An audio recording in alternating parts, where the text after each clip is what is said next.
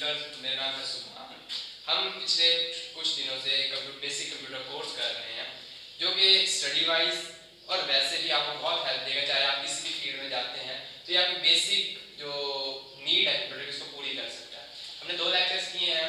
उन 2 लेक्चर में हमने पहले तो ओवरव्यू देखा कंप्यूटर का सारा हल्का फुल्का था, फिर हमने हार्डवेयर को डिटेल से देखा है, ठीक है, हार्डवेयर क्या है, पार्ट्स को और थोड़ा बहुत उनके इश्यूज वगैरह को डिस्कस किया है। तो थर्ड लेक्चर था मेरा मूड था सॉफ्टवेयर को जंप करना, पर उससे पहले मुझे एक आइडिया आया थोड़ा सा कि जो हम कभी भी किसी भी कंप्यूटर डिवाइस या लैपटॉप की बात करते हैं वर्किंग की, तो उसमें 3 कंपोनेंट बहुत अहम होते हैं। वो है हार्ड डिस्क, रैम और प्रोसेसर। जो शख्स इनकी वर्किंग को समझ जाता है उसको कंप्यूटर आधे से ज़्यादा समझ आने लग जाता है, क्योंकि हमारी बॉडी में हमारा ब्रेन, हार्ट और लंग्स 3 इस तरह के पार्ट्स हैं अपने, और किडनी, जो वर्किंग इनकी समझना बहुत ज़रूरी है बॉडी की वर्किंग समझने के लिए। तो मैंने ये लेक्चर इन तीनों की वर्किंग को समझाने के लिए बनाया।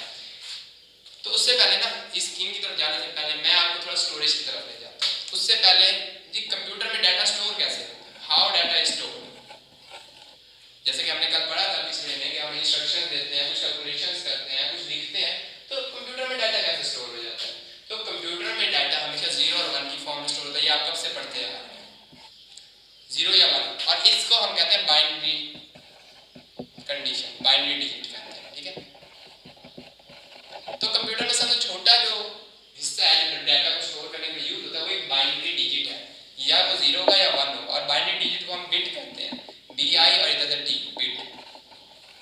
तो मेमोरी जो कंप्यूटर की याददाश्त है, सो यानी कि पावर है याद करने की, उसमें सबसे छोटा यूनिट है जिसमें डाटा स्टोर होता है वो है बिट। या तो वो 0 होगा बिट या 1। कंप्यूटर किसी भी 2 कंडीशन में, ऐसा कोई भी काम जिसकी 2 कंडीशन होती हो, कंप्यूटर उसको काम कर सकता है, उस चीज को समझ सकता है। 0 1, यस नो, ट्रू फॉल्स, हाँ ना, ये सारे वो काम है जो कंप्यूटर कर सकता है, क्योंकि कंप्यूटर के पास 2 ही कंडीशन है किसी बात की, या तो वो होगा या वो नहीं होगा। अगर हम इसी तरह से 8 बिट्स को मिला दें तो वो बनती है 1 बाइट, ठीक है। 1 बाइट में 8 बिट्स होती हैं, 1 2 4 5 6 8। अब यही 8 बिट किसी एक वर्ड को स्टोर करने का काम आती है, यानी कि अगर आपने कोई लेटर, वर्ड नहीं लेटर, मतलब मैंने अगर ए को स्टोर करना है कंप्यूटर के अंदर, मैं लिखता हूँ कीबोर्ड की मदद से या कुछ भी इस तरह से करता हूँ, नंबर लिखता हूँ, कोई वर्ड लिखता हूँ, कोई तस्वीर का एक पिक्सल होता है, तो उसको स्टोर करने के लिए कंप्यूटर को डाटा चाहिए, जो स्पेस चाहिए वो होती है 1 बाइट की। 1 बाइट डाटा, 1 बाइट कंपलसरी होता है किसी डाटा को सेव करने के लिए। पहले वाले कंप्यूटर में 4 बिट भी था, उससे पहले वाले में 2 बिट भी था, अब 16 बिट यानी कि 2 बाइट तक भी है हमारे पास। ऐसे कंप्यूटर है फास्ट जो यहाँ पे डाटा स्टोर कर सकते हैं, बट हम 8 बिट्स मिलकर 1 बाइट बनाते हैं। उनके अंदर हमारा कोई एक डाटा स्टोर होता है इस शक्ल में, जैसे कि ये मैंने एक कोड लिख दिया, ये कोई ना कोई एक लेटर होगा जो इसको कंप्यूटर अपने अंदर स्टोर करेगा, और जब इसको वापस कन्वर्ट करके हमें स्क्रीन के ऊपर दिखाएगा। ये जो प्रोसेस होता है बाइनरी में करना और बाइनरी से वापस उस शेप में लाना जिसको हम समझ सकते हैं, वो काम होता है प्रोसेसर का। क्लियर है। तो अगर हम 1024 बाइट्स मिलाते हैं, इस तरह की 1024 बाइट्स में यहाँ बना लूँ, तो वो बराबर है 1 मेगाबाइट, जिसे हम MB कहते हैं। यहाँ से आपको ना थोड़ा पता लगने लग जाएगा, क्योंकि हम नॉर्मली इन चीज़ों को सुनते हैं 1 MB 2 MB, और सॉरी 1024 बाइट मिलकर 1 किलोबाइट 1 KB बनाते हैं, बाय मिस्टेक 1 KB बनाएंगे, और इसको हम नॉर्मली देखते हैं KB में स्पीड आती है या KB में बहुत कुछ। तो 1024 KB जब मिलती हैं तो वो बनाते हैं 1 MB, ठीक है, यानी कि 1 बिट सबसे छोटा यूनिट है। अगर आप 8 बिट्स मिलाएंगे तो 1 बाइट बनेगा, जो कि बेसिक यूनिट है। हम जो मेमोरी का बेसिक यूनिट मानते हैं वो बाइट को मानते हैं, जिसमें नॉर्मली कोई भी चीज स्टोर कर सकते हैं। 1 लेटर स्टोर कर सकते हैं, कोई अल्फाबेट, कोई न्यूमेरिक, कोई अपना साइन डॉट है, बड़ा कॉमा है, उनके लिए इतना डाटा, इतनी स्पेस चाहिए होती है। जब 1024 इस तरह की बाइट्स मिलती हैं तो वो 1 KB बनाती हैं। अगर मैं 1024 KB के मिला लूँ तो वो क्या बन जाएंगी 1 MB। 1024 MB के मिलने पर 1 GB बनता है, और इस तरह आगे चलते जाए तो TB और इस तरह करके, तो बट हम यही करते हैं। ये जो है ये हमारी क्या अपनी मेमोरी स्पेस है, ये क्या अपनी मेमोरी स्पेस, यानी कि मेमोरी की जगह है जहाँ पर आप अपनी चीज़ों को सेव रखते हैं कंप्यूटर के अंदर। तो कंप्यूटर इनको सेव तो रखता है, अब उसके ना सेव करने की कई सारी जगह होती हैं अलग अलग किस्म की, क्योंकि इन डाटा कुछ डाटा ऐसा होता है, फॉर एग्जाम्पल अगर मैं आपको कहूँ 2 + 3 करें, तो आपके माइंड में 2 तरह के काम होंगे। एक 2 + 3 को आर्जी तौर पर अपने अंदर माइंड में लेकर जाएंगे कैलकुलेशन करने के लिए। पहले तो आपको नंबर का पता होना चाहिए,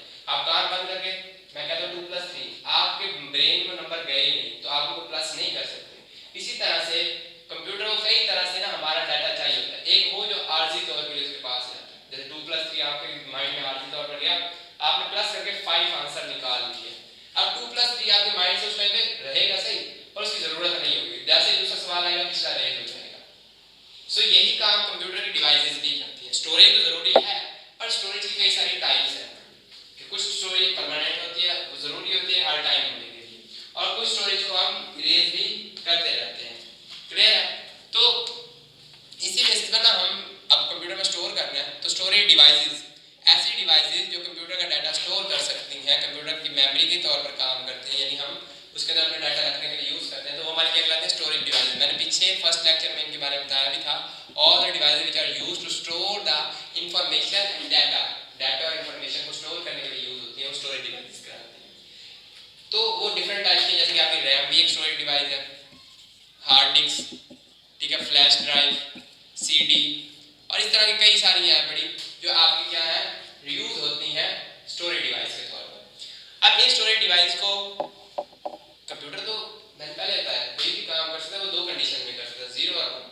कोई भी ऐसी चीज आप स्टोरेज डिवाइस के तौर पर यूज कर सकते हो जिसकी दो शक्लें हैं। जैसे फॉर एग्जांपल रैम में इलेक्ट्रॉन, हम ज्यादा डिटेल में जाएंगे, बस मैं इतना बता दूं कि इलेक्ट्रॉन की कंडीशन के ऊपर या तो वो होते हैं या नहीं होते, उस बेसिस पर होता है। हार्ड डिस्क मैग्नेटिक होती है, मकनातीस से मिलकर बनी होती है, और मकनातीस में दो ही शक्लें होती है, प्लस माइनस। फ्लैश ड्राइव भी इलेक्ट्रॉनिक सर्किट सेम रैम की तरह से काम करती है। सीडी के अंदर हम पिट्स एंड बम लेजर की वजह से उसके अंदर गड्ढे और ऊंची जगह बना देते हैं, जिसकी वजह से उसके बाद डाटा स्टोर हो सकता है। मैग्नेटिक टेप्स और इस तरह के कई सारे इंस्ट्रूमेंट जो हम पहले यूज करते हैं और आगे भी हैं, तो ये सारी हमारी स्टोरेज डिवाइस हैं। इनका अपना अपना एक पैटर्न है डाटा को स्टोर करने का, और इनका अपना अपना पर्पस होता है कंप्यूटर के अंदर, हम क्यों यूज करते हैं। पर्पस इज, ये बहुत ज़्यादा डिटेल हो जाएगी तो हम इनको भी डिस्कस नहीं करते, क्योंकि हमारा मेन है रैम एंड हार्ड, तो हमें उसको समझना है। बट इसके लिए पहले था मेमोरी क्या होती है, उसको समझना।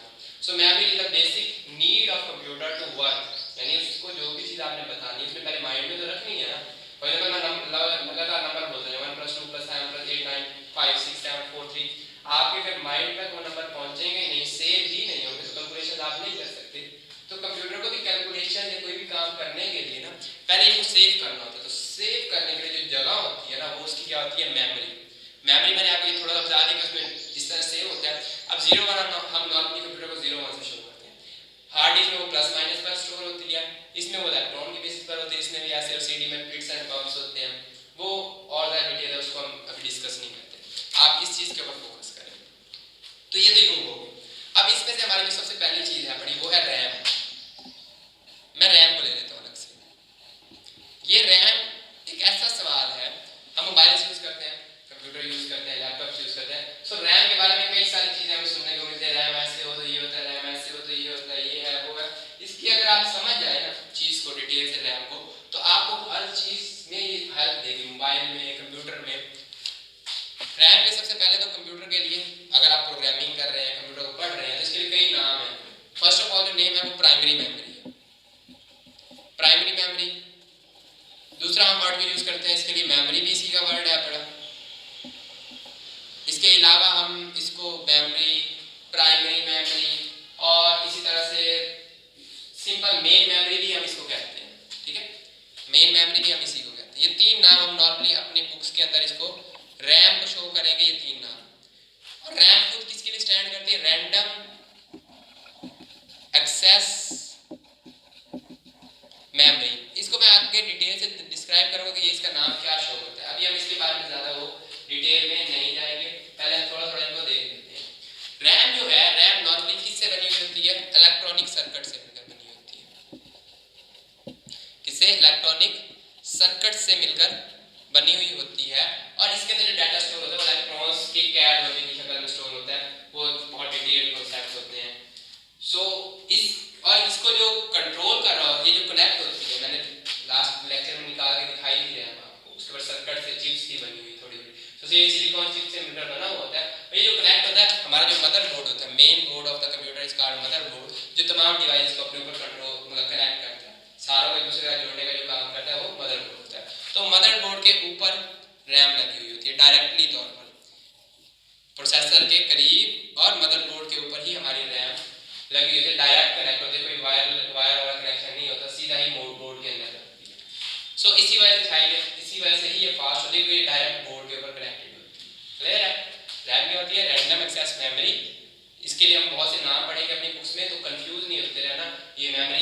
प्राइमरी मेमोरी है या मेन मेमोरी, ये तीनों नाम रैम के ही हैं।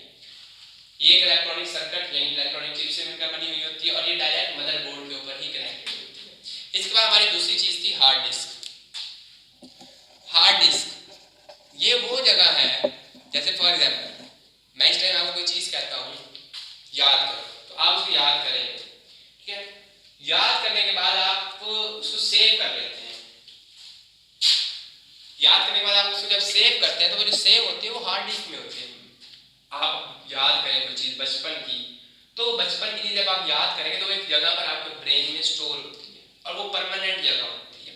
जैसे कुछ देर पहले मैंने कुछ नंबर कहे थे, वो नंबर परमानेंटली स्टोर नहीं होने चाहिए थे, पर आपके ब्रेन ने उनको कहीं ना कहीं स्टोर किया और अब आपके माइंड में वो वापस आ गए वो कौन से नंबर उनका क्या आंसर आया था, तो वो जहाँ चले गए थे ना वो जगह आपके ब्रेन की हार्ड डिस्क है। और कंप्यूटर में वही काम कौन करता है, हार्ड डिस्क परमानेंट स्टोरेज है। ये क्या है, परमानेंट स्टोरेज। इसके भी कई सारे नाम हैं, स्टोरेज भी इसी का नाम होगा, जहां पर आप स्टोरेज का वर्ड यूज करोगे वो यही होगा। सेकेंडरी स्टोरेज वो भी इसी को कहते हैं और इसके बाकी आगे नाम है। हमारे यहाँ हार्ड डिस्क की कई सारी टाइप्स मिलती हैं, जिसमें साटा सबसे ज़्यादा यूज होने वाला, पीसी के अंदर हम साटा यूज करते हैं, कंप्यूटर के अंदर लैपटॉप के अंदर वो बारीक होती है एक ड्राइव। इसके अलावा आपको एक एसएसडी का नाम सुना होगा और HDD. HDD stand for hard disk drive और SSD stand for solid state drive. इनको मैं डिस्क्राइब नहीं करूंगा इनका क्या मीनिंग है, क्या यूज है, बट ये है कि हार्ड डिस्क क्या है, एचडीडी हार्ड डिस्क ड्राइव। और इसमें जो अब हम जो यूज करते हैं नॉर्मली वो साटा ड्राइव होती है जो पीसीस के अंदर लगी होती है बड़ी वाली, तो उसके अंदर जो हम मेथड होता है कंप्यूटर के अंदर उसको स्टोर करने का जो डाटा वो है मैग्नेटिक डिस्क। छोटी छोटी प्लेट ये जैसे हमारी डीवीडीज होती हैं उनकी तरह की ना मैग्नेटिक डिस्क होती हैं, वो डिस्क बहुत स्पीड से घूमती हैं और उसके ऊपर मकनातीसी और बिजली की वजह से डाटा स्टोर कर दिया जाता है। अब उनके घूमने पर उसके ऊपर एक रीड राइट हेड होता है, तो यूं एक डीवीडी घूम रही है ना, तो पहले रीड राइट हेड है वो यूं घूमकर बाहर आएगा, बाहर आते आते यहाँ पर डाटा पड़े तो यहाँ तक आकर वो पढ़ेगा आगे डाटा। लेकिन उसके बाद तो इस तरह से हो जाता है उसके ऊपर वर्किंग करता है। दोस्तों कि 6 से 7 8 10 12 डिस्क होती हैं एक ही हार्ड ड्राइव जिसके ऊपर डाटा स्टोर होता है, और ये डायरेक्टली मदरबोर्ड पर अटैच नहीं होती बल्कि वायर के थ्रू मदरबोर्ड के साथ अटैच होती है, यानी एक वायर होती हैं जो इस तरह लगी होती है और वो वायर जाकर मदरबोर्ड पर लगती है। तो खुद देखें एक चीज डायरेक्ट मदरबोर्ड पर है वो फास्ट होगी या जो चीज वायर के साथ जुड़कर मदरबोर्ड के साथ जुड़ रही है। और इसके अंदर ये होता है, बाकी अब डिटेल जब मैं इनको बताऊंगा तो वहां पर आपको डिस्क्राइब कर दूंगा। ये होगी रैम और hard disk. RAM stand for random access memory, एक इलेक्ट्रॉनिक डिवाइस है पड़ी जो डायरेक्ट मदरबोर्ड पर अटैच होती है। इसके कई सारे नाम हैं, primary memory, memory, main memory. Hard disk permanent storage device है पड़ी, इसके 2-3 नाम है, स्टोरेज है या सेकेंडरी स्टोरेज डिवाइस है पड़ी। फ्लैश ड्राइव और सीडी ड्राइव भी इसी तरह के ही हैं, ठीक है, यानी परमानेंट स्टोरेज डिवाइस भी हैं। हमारे पास रैम ही एक मेन मेमोरी गिनी जाती है हर एक चीज़ के अंदर, आपके मोबाइल में ये यहाँ वहाँ जहाँ भी। अब इनका थोड़ा सा ना हम यूज़ पढ़ लेते हैं। तो उनको समझने से पहले मेन मेमोरी वगैरह को और ज़्यादा डिटेल्स डिस्कस करने से पहले हम अपनी तीसरी बात पर डिस्कस करेंगे, क्योंकि उसको समझने पर हम उनको आगे सही से डिस्कस करेंगे, और वो है था प्रोसेसर। तो प्रोसेसर के भी 2-3 तरह के नाम हैं। एक आप नाम नॉर्मली सुनते हैं सीपीयू का, central processing unit, micro processor. कोई भी चीज़ जो इलेक्ट्रॉनिक्स है, ठीक है, जैसे घड़ियाँ हैं, ठीक है, हमारे जो ओवन हैं, ये कोई भी चीज़ जो इलेक्ट्रॉनिकली काम करती है उसके अंदर प्रोसेसर लगा होता है। छोटा बड़ा वो और बात है, क्योंकि इसका काम होता है पूरी चीज़ को कंट्रोल करना। It is the brain of any circuit. ये ब्रेन है किसी भी चीज़ का, हमारे मोबाइल का, हमारे कंप्यूटर, हमारे लैपटॉप, जैसे हमारा दिमाग है जो हर चीज़ कंट्रोल। मैं हाथ उठाना है तो मेरा दिमाग उठाएगा, मैं बोल रहा हूँ तो मेरा दिमाग बुलवा रहा है, तो हर तरह काम कौन कंट्रोल करता है, दिमाग। सो हमारे जो कंप्यूटर में हर चीज़ को कंट्रोल कर रहा होता है वो प्रोसेसर होता है, जो कि ब्रेन की तरह से काम करता है। इसका काम क्या होता है, एग्जीक्यूट करवाना इंस्ट्रक्शंस को। अब मैंने इंस्ट्रक्शंस का पहले आपको बता दिया था, इंस्ट्रक्शंस आर द सॉफ्टवेयर। ये सॉफ्टवेयर हैं, ठीक है, सॉफ्टवेयर के अंदर हम हिदायत देते हैं, भाई ऐसे कर ले, ऐसे कर ले, ऐसे ये कर, वो कर, ऐसे कर, वो इंस्ट्रक्शन है। बच्चे को हमने भेजना था, मैं सॉफ्टवेयर वगैरह काम भी साथ देता हूँ। बच्चे को माँ भेज के दुकान पर, तो जब वो दुकान पर भेजती है तो बच्चे के माइंड में सॉफ्टवेयर फिक्स करती है। वो क्या सॉफ्टवेयर होता है, बच्चे तू घर से बाहर निकलेगा, सीधा जाना है, दाईं साइड पर जाना है, वहाँ पर एक दुकान है, उस दुकान में जाना है, ये पैसे देने हैं, इतनी चीज़ लेनी है, इतने पैसे वापस लेके सीधा तुम्हें घर आना है। क्लियर होगी बात? तो अब ये स्टेप्स होते हैं, इंस्ट्रक्शन होती है। बच्चे का जो ब्रेन होता है यानी प्रोसेसर होता है, एक एक इंस्ट्रक्शंस को पढ़ता है, बच्चे को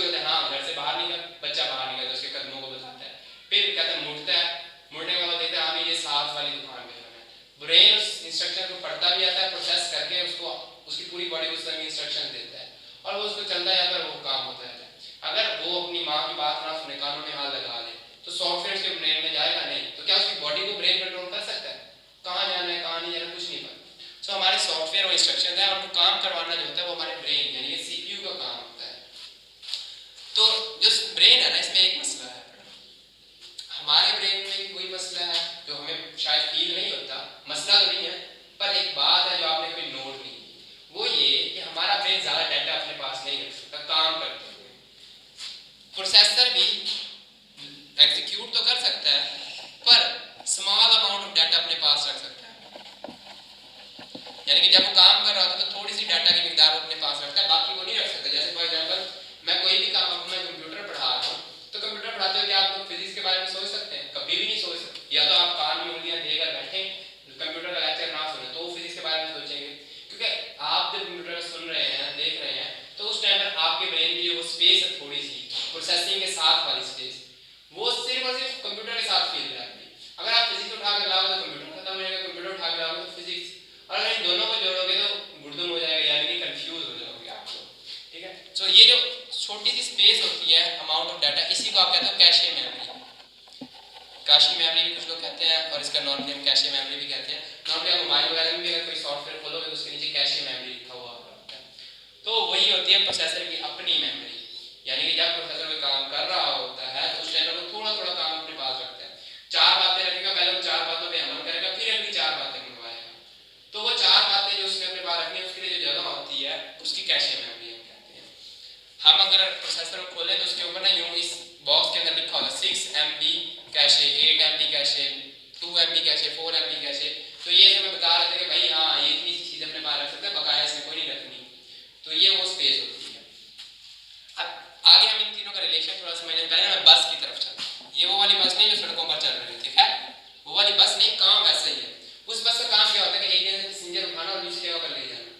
चौक से उठाएगी, किसी शॉपिंग मॉल तक ले जाएगी, स्कूल से उठाएगी, घर तक ले जाएगी, एक जगह से दूसरी जगह। इस बस का काम ये होता है कि मदरबोर्ड के अंदर ये सारे रास्ते जो होते हैं, ठीक है, इनको हम बसेस कहते हैं। प्रोसेसर से डाटा उठाकर रैम के पास, रैम से डाटा उठाकर हार्ड डिस्क वाले सॉकेट में, वहां से डाटा उठाकर किसी छोटी चीज के पास, वहां से डाटा उठाकर पीछे जो हमारा जो गाड़ी होती है वायर एलसीडी वगैरह उस तक। तो ये डाटा को एक जगह से दूसरी जगह ले जाने के जो रास्ते बने होते हैं मदरबोर्ड के ऊपर, वो बसेस कहलाते हैं। इसके अलावा जो वायर्स आप ऊपर से अटैच करते हो, जैसे कि हम अब हार्ड डिस्क अटैच करें तो हार्ड डिस्क के लिए हम पहले बाहर एक वायर लगाते हैं मदरबोर्ड के ऊपर। तो ये जो वायर होती है, ये हार्ड डिस्क की जो वायर होती है, इसको हम कहते हैं साटा केबल।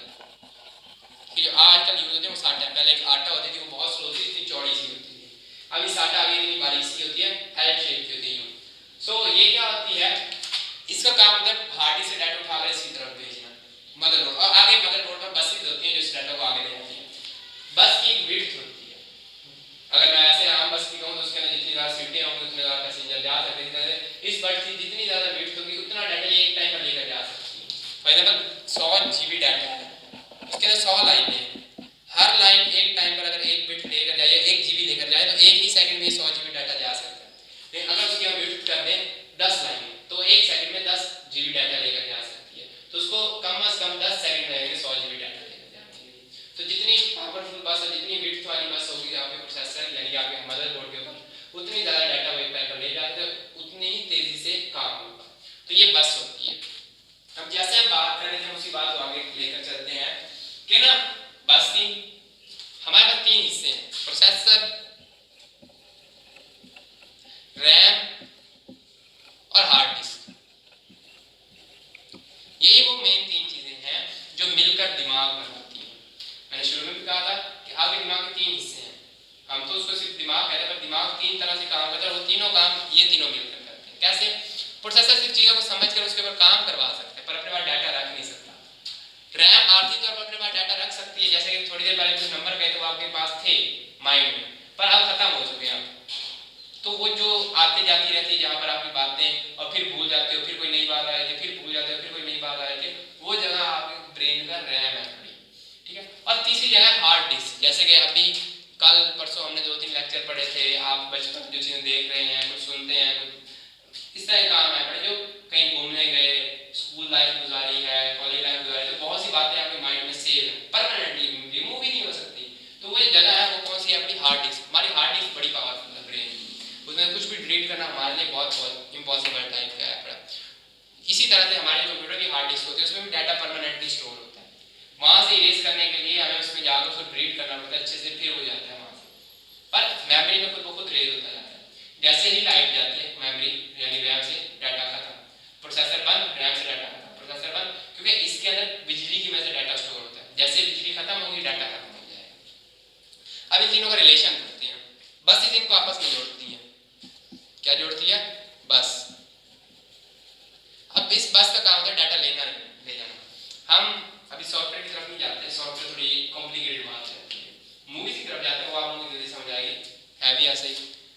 हमने एक मूवी रखी हुई है कहाँ? हार्ड डिस्क में, सेव है परमानेंटली, डिलीट बंद हो ऑन हो आपकी मूवी कहीं नहीं जाएगी। जब आपने चलानी है आप प्रोसेसर को बताते हो, खोलते जाते हो, प्रोसेसर जैसे आप क्लिक करते हो ना माउस का, प्रोसेसर के पास जाते हैं, प्रोसेसर जाता है और उस जगह को उस देखता है हार्ड डिस्क। अब वो भी हार्ड डिस्क के ऊपर आपकी विंडो, जैसे आप क्लिक करते हो प्रोसेसर बताता है हाँ इस चीज को खोलो, इस चीज को खोलो, इस चीज को खोलो, ये फोल्डर पहुंच गया, ये मूवी पड़ी है।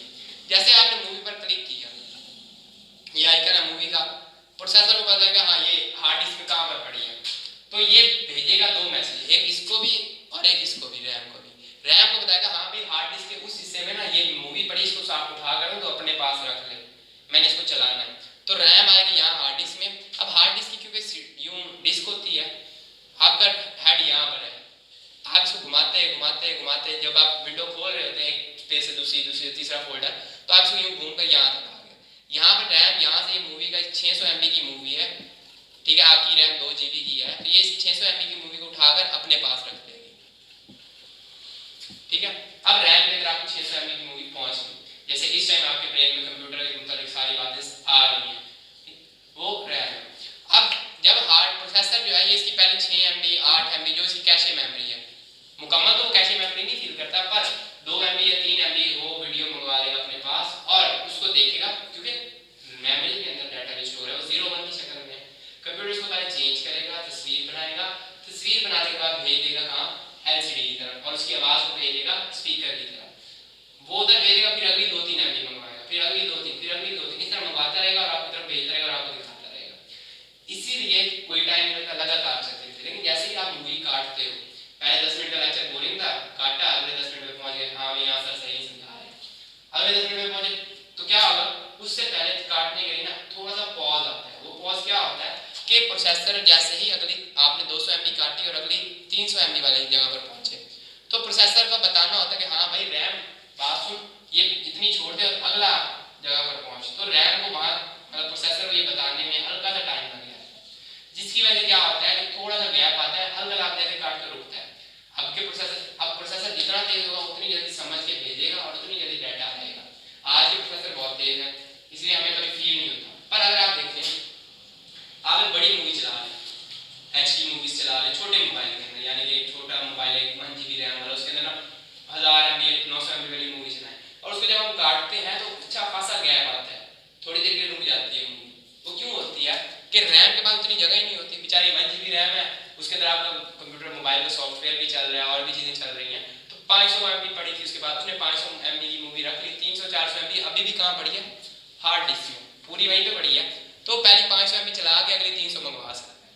तो क्या होगा कि आपने बजाय ये 500 चलवाने के, आपने कहा भाई ये 500 खत्म कर, मैंने आखिरी 300 MB एंड देखना था उस मूवी का, तो जैसे आप उससे आगे जाओगे, रैम के पास पड़ा नहीं पड़ा, तो क्या करेगा? फिर से भागेगी रैम, हार्ड डिस्क को बताएगी हाँ भाई उसका आखिरी 300 MB वाला डाटा मुझे दे, वो 300 MB का डाटा यहाँ पर लाएगी और फिर प्रोसेसर को भेजेगी। ये जो इतना टाइम लगता है, इस टाइम की वजह से हमारे सामने वो ब्लैक स्क्रीन आती है, हमारा मोबाइल कंप्यूटर हैंग हो जाता है, थोड़ी देर रुक जाता है, क्योंकि प्रोसेसर उस काम में लगे रहा, और यार जा वहां से ये लेके आ, वैसे कर बताने के चक्कर में बाकी सारे काम को रोक देता, कर नहीं पा रहा था उस टाइम उन बातों को मैनेज, तो रुक गया था। जितना अच्छा प्रोसेसर होगा उतनी ज्यादा कामों को कंट्रोल कर लेगा और आसानी से आपको बाकी कंप्यूटर भी चलता रहेगा। और ये इसलिए रैम जितनी ज्यादा होगी कंप्यूटर उतनी तेजी से काम करेगा, ठीक है। उसके बाद इतना जगह होगी, वो जितना डाटा आप मंगवाते वो रखता है, हाँ ये भी रख दे, ये भी रख दे, ये भी रख दे, 6 7 सॉफ्टवेयर इकट्ठे चल रहे हैं, क्यों? रैम में उतनी जगह है।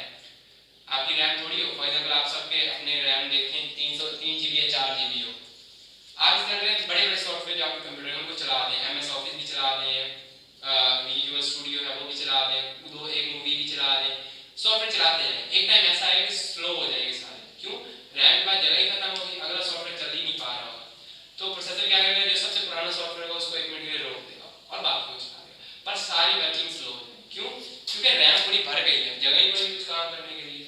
तो रैम का ये काम होता है। प्रोसेसर सिर्फ चीज़ों को बताता है, जितना तेज होगा उतनी जल्दी बताकर चीज़ों को मंगवा सकता है। क्लियर है बात? बस उसको लेकर आती है।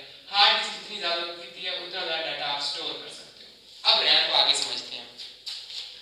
रैम की समझ, प्रोग्रामिंग के लिए रैम को समझना बहुत जरूरी है। हमारा रैम ना इस तरह करके ना सेल्स होते हैं, काफ़ी सारे क्या होते हैं, सेल होंगे मेमोरी के, मैंने जैसे बताया बाइट या बिट के सेल होंगे। इन बिट के सेल्स के अंदर क्या होता है, डाटा स्टोर होता है।